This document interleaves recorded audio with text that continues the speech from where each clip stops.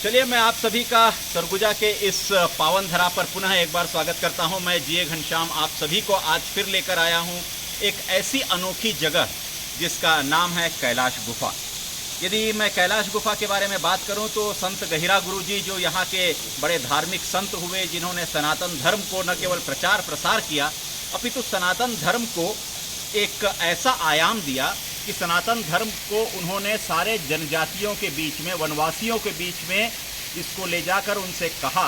कि आप मांस मदिरा से अपने आप को दूर रखें, सनातन धर्म का पालन करें। और गहिरा गुरु जी पैदा होते हैं कहीं पर लैलूंगा में और आकर उस लैलूंगा से इस कैलाश गुफा नामक स्थान को अपनी कर्म भूमि बनाते हैं,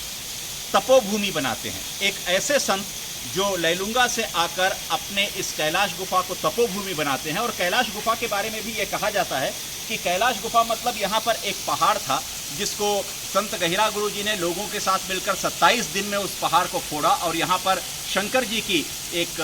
जो शिवलिंग है उसकी स्थापना की, जिसे हम कहते हैं शिवलिंग की स्थापना हुई। और उस शिवलिंग जो है इससे ठीक ऊपर में, मैं चाहूँगा कि मेरे कैमरामैन राजेश बरेट उस तरफ आपको ऊपर की तरफ दिखाएं कि उस ऊपर की तरफ से जो सीढ़ी जाती है उससे होकर यदि हम जाएंगे तो हमें पता चलता है कि वहाँ पर एक शिवलिंग है और उस शिवलिंग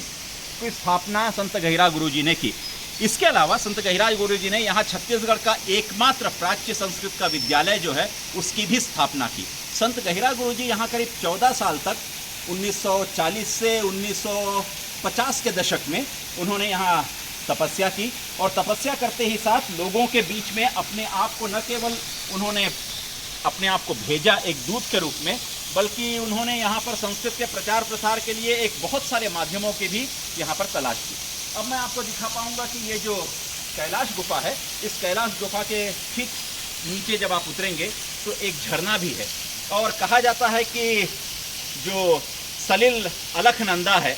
जो प्रवाहित अलखनंदा है, इसका पानी भी ये कहा जाता है 2003 में इसका भी एक साइंटिफिक परीक्षण किया गया और ये कहा गया कि इसके पानी में जो गुण पाए जाते हैं वो गंगा नदी के पानी में भी वही गुण पाए जाते हैं। और जिस प्रकार से गंगा नदी का पानी खराब नहीं होता, उसी तरीके से सरस और सलिल रूप से प्रवाहित इस अलखनंदा का पानी जो है यह भी दूषित नहीं होता है, कीटाणुओं से रहित होता है। और ये भी कहा जाता है कि यह जगह जो है ये एक तरीके से, मैं चाहूँगा राजेश और सामने में आए और आपको दिखाते चले कि इन पत्थरों के बीच में, इस झरने के आसपास में आपको दिखाई देगा कि ये एक ध्वनियों के साथ ये